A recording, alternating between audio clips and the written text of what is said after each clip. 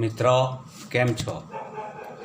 આજે આપણે ગયા લેક્ચરની અધૂરી કાવ્યના પ્રયોજનો કારિકા નંબર 2 1 થી 3 પ્રયોજનો ભણ્યા હતા.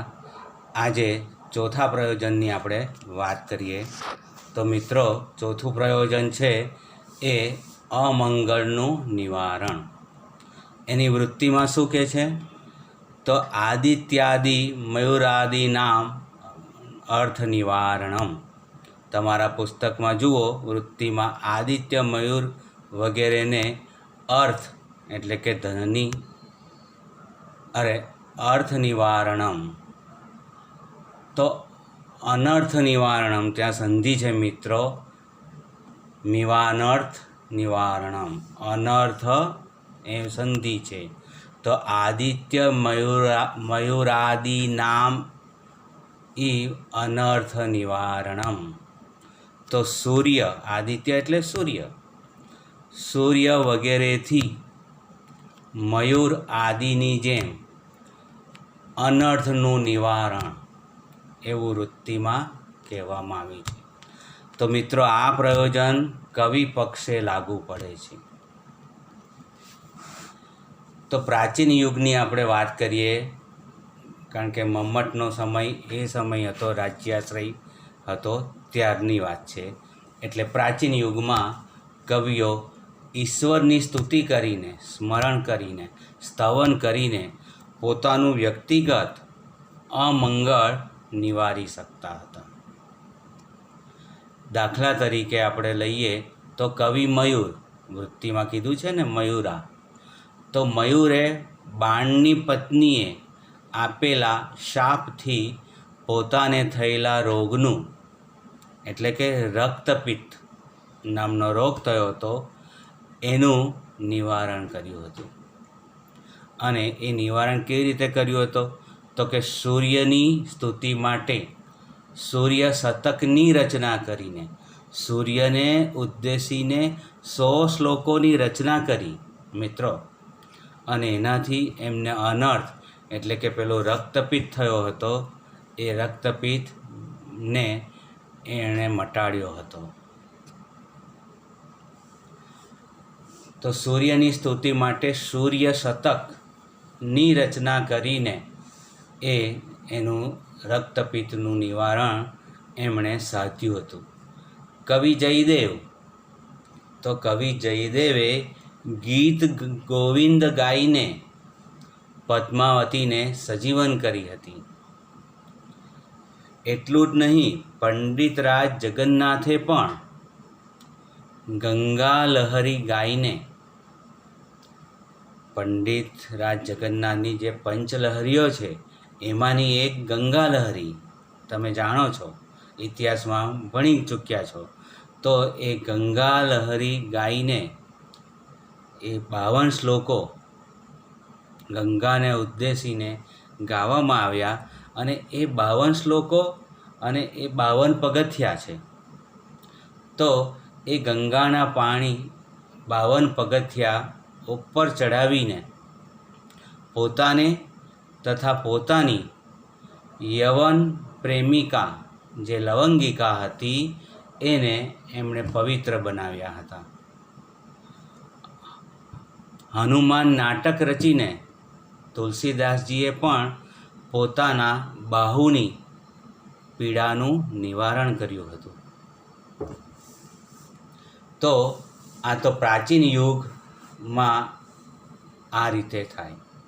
આધુનિક યુગમાં આવા ચમત્કારોમાં કોઈને વિશ્વાસ ન બેસે, પરંતુ સાહિત્ય સમગ્ર સમાજ, દેશ કે માનવ જાતને પીડી રહેલ કોઈ અનિષ્ટ કે અમંગળનું નિવારણ જરૂર કરી શકે.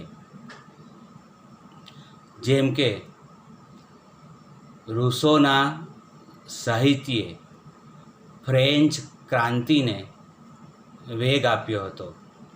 અને મિત્રો, ગાંધીજીની પ્રેરણાથી રચાયેલા ગાંધી યુગના ક્રાંતિકારી સાહિત્યે આપણા દેશની પ્રાપ્ત કરવા માટે અથવા તો સ્વતંત્રતા મેળવવામાં ભારતવાસીઓને સ્વતંત્રતા માટે જાન કુરબાન કરવાની અને દેશને ગુલામીની જંજીરોમાંથી આઝાદ કર્યો હતો, તો દેશને એમાંથી મુક્ત કર્યો હતો. અને આપણા આમ આધુનિક યુગમાં પણ સાહિત્ય સમાજના અમંગળનું નિવારણ ચોક્કસ કરી શકે છે. માનવ જીવનની વેદનાઓ અને વિષમતાઓમાંથી મુક્તિ પ્રાપ્ત કરવા માટે કાવ્ય ઘણીવાર રામબાણ ઇલાજ એ પુરવાર થાય છે. તો મમ્મટાચાર્યે શિવેતર ક્ષતયને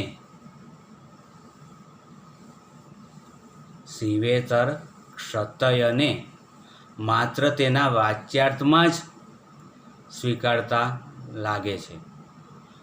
આમ આ પ્રયોજનને પાશ્ચાત્ય વિવેચનના પ્રયોજન art as an escape from લાઈફની સાથે આપણે ચોક્કસ સરખાવી શકીએ. પાંચમું પ્રયોજન મિત્રો આપણે લઈએ હવે. તો પાંચમું પ્રયોજન કયું છે? અવિલંબિત આનંદની પ્રાપ્તિ, નિતિશય આનંદાનુભૂતિ, સાહજિક આનંદનો અનુભવ, અતિશય આનંદની પ્રાપ્તિ, નિતિશય આનંદની પ્રાપ્તિ, કે સદ્ય આનંદ કે પરમાનંદની પ્રાપ્તિ. બધા એકના એક જ લાગુ પડે છે, બરાબર. તો અવિલંબિત આનંદની, તો આ પાંચમું પ્રયોજન છે મિત્રો. એની વૃત્તિમાં શું કહે છે? સકલ પ્રયોજન મૌલીભૂતમ સમનાંતરમેવ રસાસ્વાદ સમુદ્ભૂતમ વિગલિત વેદ્યાંતરમ આનંદમ, વેદ્યાંતરમાનંદમ એમ છે, પણ સંધિ છોડો તો આનંદમ. તો કે બધા પ્રયોજનોથી ચડિયાતો રસનો આસ્વાદ થતાં જ તત્કાલ ઉત્પન્ન થયેલો અન્ય પદાર્થોથી વિમુખ કરનાર આનંદ એટલે કે સહજ આનંદ, અતિશય આનંદ, તરત જ સદ્ય, તરત જ એટ અ ટાઈમ પ્રાપ્ત થયેલો આનંદ. મમ્મટાચાર્ય જણાવે છે કે આનંદની પ્રાપ્તિ એ કાવ્યનું મુખ્ય અને મહત્ત્વનું પ્રયોજન છે. સકલ પ્રયોજન મૌલીભૂતમ, બધા પ્રયોજનોમાં આ પ્રયોજન મુકુટમણિ સમાન છે. 6 પ્રયોજનોમાં આ અત્યંત અગત્યનું મુકુટમણિ સમાન છે. તો સાહિત્ય દ્વારા જ બીજું કાંઈ પ્રાપ્ત થાય કે ન થાય, પરંતુ આનંદ અવશ્ય અને તરત જ આપણને પ્રાપ્ત થાય છે. આથી જ કાવ્યાનંદને રસશાસ્ત્રીઓએ બ્રહ્માનંદ સહોદર ગણાવ્યો છે કે કહ્યો છે. કાવ્યની રસસમાધિ ક્ષણભર જગતનું અસ્તિત્વ ભૂલાવી દે છે. આથી આનો અર્થ એવો થતો નથી કે કવિતા એ ભાગેડુ વૃત્તિને પોષે છે, પરંતુ રસસમાધિ એ કાવ્યની શક્તિ છે. કાવ્યનો આનંદ ક્ષણિક નથી, પરંતુ એ નિત્ય છે. ઇન્દ્રિયગમ્ય નથી, પરંતુ ઇન્દ્રિયાતીત છે. જીવનના વિષયોનંદથી અથવા તો જીવનના વિષયાનંદોથી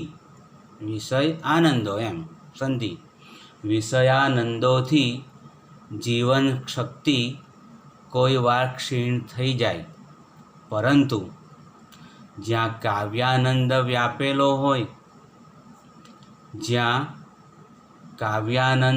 વ્યાપેલો હોય ત્યાં તે સહૃદયને સદૈવ પ્રફુલ્લિત કરી નાખે છે અથવા કરી દે છે. તો કાવ્યમાં રસાસ્વાદનો જેમ આનંદ છે, તેમ કાવ્યમાં સર્જનનો પણ એટલો જ આનંદ છે. તેથી અહીં આનંદ બંને અર્થમાં લઈ શકાય અને તે આ પ્રયોજન ભાવક તથા સર્જક બંને પક્ષે લાગુ પાડી શકાય છે. તો પ્રોફેસર મનસુખલાલ ઝવેરીનું એવું કહેવું છે કે જેમ સર્જનનું પ્રેરક બળ કલાકારના હૃદયની અદમ્ય શુશ્રૂષા છે, કલાકાર સંક્રમણ કરે એ સંક્રમણ નિશેષ થયેલું હોવાથી ભાવક પણ કલાકારના અનુભવને યથાતથ રીતે સાંગોપાંગ મિત્રો અનુભવી શકે છે. અને એ અનુભવ શુદ્ધ અને કલ્પનાત્મક ભૂમિકાનો હોવાથી દુઃખનો હોય છતાં પણ ભાવકને તો એ આનંદ જ આપે છે. તો અહીં આપણે પાછળ જર્મન વિદ્વાન ગેટેની વાત ફરી લઈ શકાય, એનું ઉદાહરણ ટાંકી શકાય કે જર્મન વિદ્વાન ગેટે કાલિદાસની કૃતિ અભિજ્ઞાન શાકુંતલમ નાટકથી એટલા બધા ભાવ વિભોર થઈ ગયા હતા કે એ નાટકને એ પુસ્તકને અભિજ્ઞાન શાકુંતલમ નાટક જે અંગ્રેજી એડિશન હતી એ પુસ્તકને મસ્તક પર મૂકીને એ નાચવા લાગ્યા હતા. તો એ સહજ આનંદ એ કેટલો એમણે પ્રાપ્ત કર્યો. એટ અ ટાઈમ એમના બેડરૂમમાં વાંચતા હતા, ત્યાં એ નાટક પૂરું થયું એટલે એ ભાવ વિભોર થઈ ગયા મિત્રો, અને તરત જ એ પુસ્તક એમણે મસ્તક પર મૂકી અને એ આનંદમાં બ્રહ્માનંદ સહોદરની પ્રાપ્તિ એમને એટ અ ટાઈમ થઈ. તરત જ સદ્ય પર નિવૃત્તએ અતિશય આનંદની પ્રાપ્તિ, નીતિશય આનંદની પ્રાપ્તિ, એ આનંદનો અનુભવ એ તરત જ એમણે પ્રાપ્ત કરી લીધો.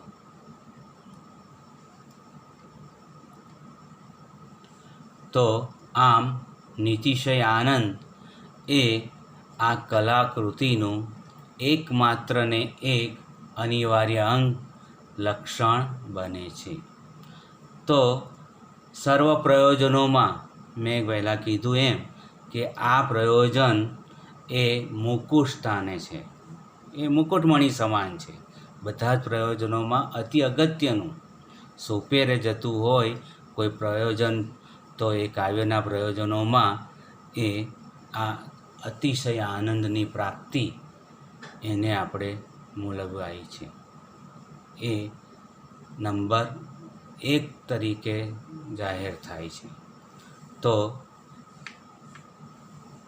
છઠ્ઠું પ્રયોજનની વાત આપણે કરીએ. હવે છેલ્લું પ્રયોજન, તો પત્ની સમાન ઉપદેશ. પ્રિય પત્નીની જેમ ઉપદેશ, કાંતાની જેમ ઉપદેશ, પત્નીની જેમ રસિકતા અથવા પત્નીનો બોધ. તો વૃત્તિમાં કીધું છે કાંતા સંમિતયો ઉપદેશ યોજે. તો વૃત્તિમાં શું કહે છે? પ્રભુ સંમિત શબ્દ પ્રદાન વેદાદિ શાસ્ત્રેભ્ય સૃહ સંમિતાર્થ તાત્પર્યવત પુરાણાદિ ઇતિહાસભ્યશ્ચ શબ્દાર્થયો ગુણભાવેન રસાંગભૂત વ્યાપાર પ્રવણતયા વિલક્ષણમ યત કાવ્યમ લોકોત્તર વર્ણના નિપુણ કવિકર્મ તત્કાંતેવ સરસતા પાદેનાભિમુખીકૃત્ય રામાદિવર્ત વર્તિતવ્યમ ન રાવણાદિવર્તિતે ઉપદેશમ ચ યથા યોગમ કવેઃ સહૃદયસ્ય ચ કરોતિ ઇતિ સર્વથા તત્ર યતનીયમ. તો આ વૃત્તિમાં પ્રિય પત્નીની જેમ ઉપદેશ એની વાત છે. તો એનું ભાષાંતર લઈ લઈએ. વૃત્તિ આપણે ચલાવી ત્યારે વાત તો કરી હતી, પણ ફરી લઈ લઈએ. તો શબ્દની પ્રધાનતાવાળા પ્રભુ સંમિત સ્વામી જેવા વેદ વગેરે શાસ્ત્રો કરતા અને અર્થના તાત્પર્ય એટલે કે તાત્પર્યાર્થવાળા મિત્ર જેવા પુરાણ તથા ઇતિહાસ કરતા શબ્દ અને અર્થ ગૌણ બનતા રસના અંગભૂત વ્યંજના વ્યાપારની પ્રધાનતાને લીધે વિલક્ષણ એવું જે કાવ્ય એ અર્થાત અલૌકિક વર્ણન કરવામાં કુશળ કવિનું કાર્ય તે પત્નીની જેમ રસિકતા દ્વારા અભિમુખ કરીને રામ વગેરેની જેમ સજ્જન, રામને આપણે સજ્જન ગણીએ છીએ, તો રામ વગેરેની જેમ સજ્જનની જેમ વર્તવું, નહીં દુર્જન લંપટ દુરાચારી એવા રાવણની જેમ વર્તવું. તો આ રીતે દરેકની યોગ્યતા પ્રમાણે કવિને તેમજ સહૃદયને ઉપદેશ કરે છે. માટે બધી રીતે પ્રયત્નશીલ રહેવું જોઈએ. તો મિત્રો, આ વૃત્તિનું ભાષાંતર આપણે જોયું. હવે આ અંતિમ પ્રયોજન પ્રિય પત્નીની જેમ ઉપદેશ. તો પ્રિય પત્ની શું ઉપદેશ આપી શકે? તો એની વાત આપણે કરી લઈએ કે કવિતા ઉપદેશ આપવાનું કામ કરે છે, પરંતુ એ ઉપદેશ આપવાની તેની પદ્ધતિ વિશિષ્ટ પ્રકારની છે. વેદ વગેરે શાસ્ત્રો સ્વામી, શેઠ, રાજા, માલિકની જેમ આદેશ આપે. એમાં શબ્દોનું પ્રાધાન્ય હોય છે. તેમની આજ્ઞા અળખામણી હોય છતાં અક્ષરશઃ અમલમાં મૂકવાની અથવા મૂકવી પડે જ છે. આથી તે પ્રભુ સંમિત વાક્ય તરીકે ઓળખાય છે. ઇતિહાસ પુરાણ વગેરે મિત્રની જેમ ઉપદેશ આપે. પેલા માલિક તરીકે એ પ્રભુ સંમિત છે, આ મિત્ર સંમિત. એમાં અર્થ તાત્પર્યનું પ્રાધાન્ય પ્રાપ્ત થયેલું છે. અમુક વસ્તુ કરવાના લાભાલાભ સમજાવવાની તે આપણને કોશિશ કરાવે છે. તેને સૃહદ સંમિત વાક્ય પણ કહેવામાં આવે છે. મિત્ર સંમિત સૃહદ સંમિત વાક્ય પણ કહેવામાં આવે છે. જ્યારે કવિતા એ કાંતાની એટલે કે સ્ત્રીની જેમ પહેલાં રસથી આકર્ષીને પછી સૂચક રીતે ઉપદેશ આપે છે. આને કાંતા સંમિત વાક્ય કહેવામાં આવે છે. આ ઉપદેશ વધારે સચોટ અને હૃદયસ્પર્શી હોય છે. જેમ ખાંડના પડવાળી ક્વિનાઇન. મિત્રો, ક્વિનાઇન કેવું છે? કડવું છે. તો ક્વિનાઇનની કડવી ગોળી જ્યારે ગળી જઈએ છે, હવે તો કેપ્સ્યુલો થઈ ગઈ છે, તો એ કેપ્સ્યુલ તમે ખોલો ને એ પાવડર જીહવા પર મૂકો તો એ તમને કડવો લાગશે. પણ એ કેપ્સ્યુલના ફોર્મમાં આખી કેપ્સ્યુલ આપણે ગળી જઈએ તો એ કડવું લાગતું નથી. તો મમ્મટના સમયમાં ગોળીઓ હતી, ખાંડના પડવાળી ચાસણી ઉપર ચડાવેલી હોય. અત્યારે પેલી જે જેમ્સની ગોળીઓ મળે છે નાના બાળકો, લાલ, લીલી, પીળી, ગુલાબી, એ ટાઈપની એ જમાનામાં એટલે કે આચાર્ય મમ્મટના સમયમાં એ ક્વિનાઇનની ગોળી ખાંડના પડવાળી એવી મળતી હતી. એટલે એની વાત કરે છે કે જેમ ખાંડના પડવાળી ક્વિનાઇનની કડવી ગોળી ક્યારે ગળી જઈએ છીએ તેની ખબર પડતી નથી, તેમ કવિતા કામિની રસથી અભિમુખ કરીને ઉપદેશની ગોળી ક્યારે ગળે ઉતારી દે છે તેની ખબર પડતી નથી. તો પત્ની પ્રિય ઉપદેશ કેવો આપે? તો પત્નીનો પતિ દારૂડિયો હોય તો એ એને સમજાવશે કે દારૂ જ્યારે ભાનમાં આવે ત્યારે એને સમજાવે કે દારૂ પીવો એ હિતાવહ નથી. દારૂ પીવાથી ઘર પાયમાલી સર્જાય છે, બાળકો પિતા વિહોણા થઈ જાય છે, પત્ની અને બાળકોથી તું અલિપ્ત થઈ જાય.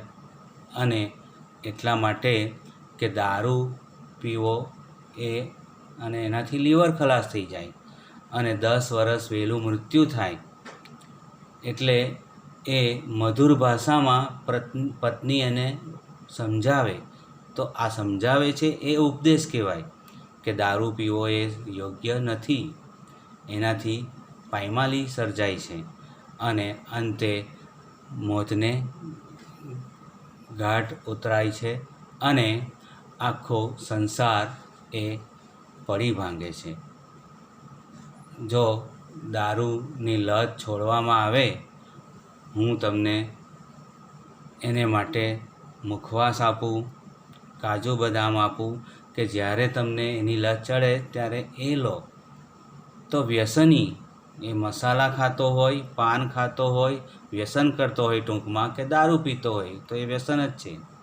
તો એ દૂર કરવા માટે પત્ની આવો મધુર ભાષામાં એને સમજાવશે.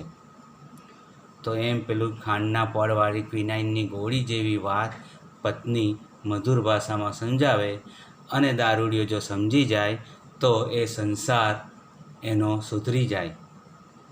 અને કેટલાક આવી રીતે પ્રિય પત્નીના ઉપદેશથી સુધરતા પણ હોય છે.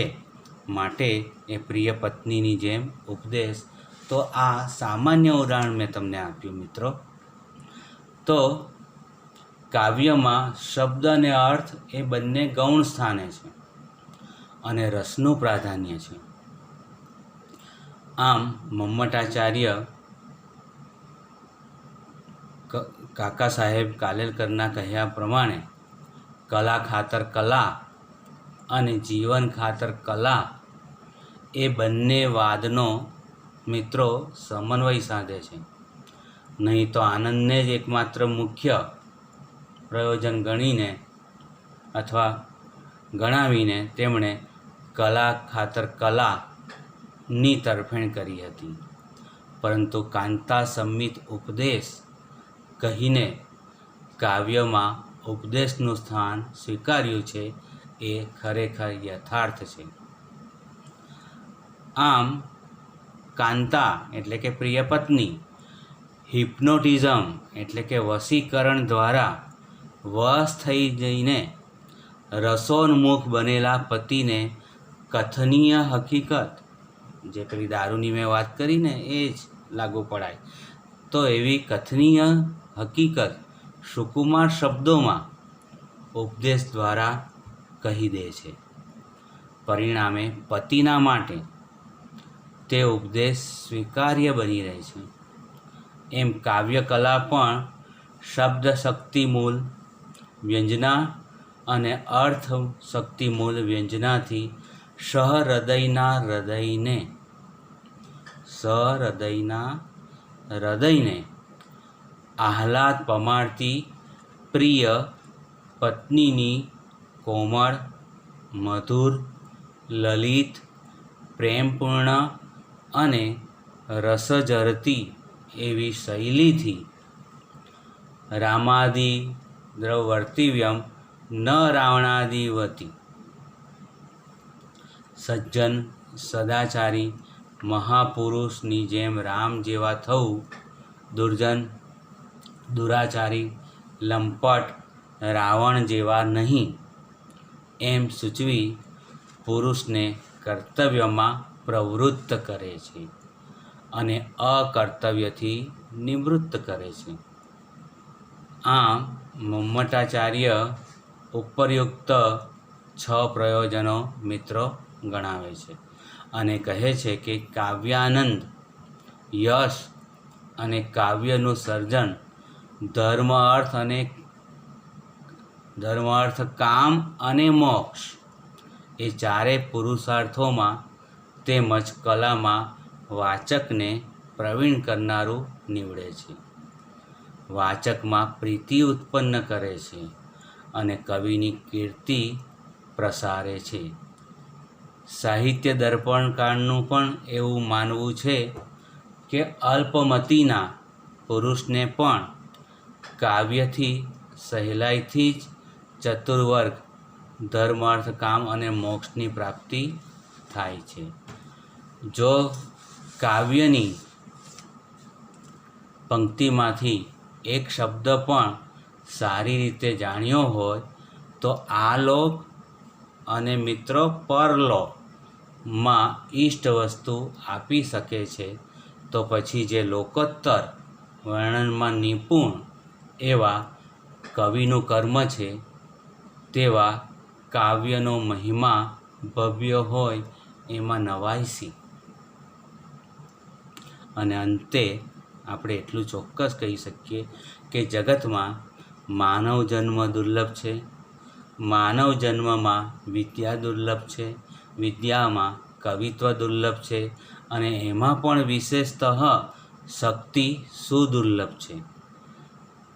કવિ દંડી પણ પોતાના કાવ્યદર્શમાં કહે છે કે વાણીની કૃપાથી જ લોક વ્યવહાર પ્રવર્તે છે અને જો શબ્દરૂપી જ્યોતિ સંસારમાં આરંભથી અંત સુધી પ્રકાશમાન, દેદીપ્યમાન, વિદ્યમાન ન થયો હોત તો આ ત્રણેય લોક એટલે કે ભુવનત્રય ઘોર અંધકારમાં એ અટવાઈ ગયા હોત. મિત્રો,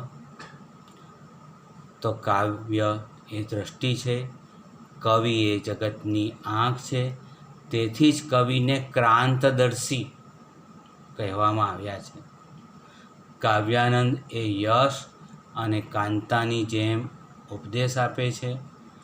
આમ મમ્મટાચાર્ય ઉપરયુક્ત રીતે 6 પ્રયોજનોને આપણને નિર્દેશ કરે છે. આથી મિત્રો, આપણે આજે આ કાવ્યના 6 પ્રયોજનો એ પરિપૂર્ણ કર્યા. તો કાવ્યના 6 પ્રયોજનો અને એની વૃત્તિમાં 6 લીટીમાં એનો જવાબ છે. તો આટલું તમે ચોક્કસ તૈયાર કરો, એ કંઠસ્થ કરો. મેં અગાઉ પણ તમને કીધું કે કારિકા અને વૃત્તિ એ તૈયાર કરશો તો આસાનીથી પરીક્ષામાં એનો જવાબ તમે લખી શકશો. 6 પ્રયોજનો એટલે 2 લીટીની કારિકા છે અને 6 લીટીની વૃત્તિ.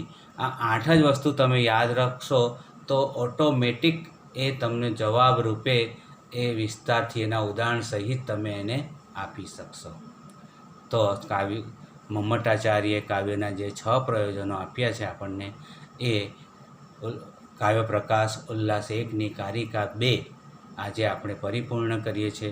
હવે આવતા પીરિયડમાં આપણે જ્યારે મળીએ ત્યારે ત્રીજી કારિકા આપણે લઈશું અને ત્યાં સુધી તમે આને પુનઃ પુણ્ય નીતિ અભ્યાસ એની વાત હવે આવવાની જ છે ત્રીજી કારિકામાં. તો એ ઘરે રહીને તમે એનું મનન ચિંતન નિધિધ્યાસન કરો. અહીં આપણે અટકીએ છીએ.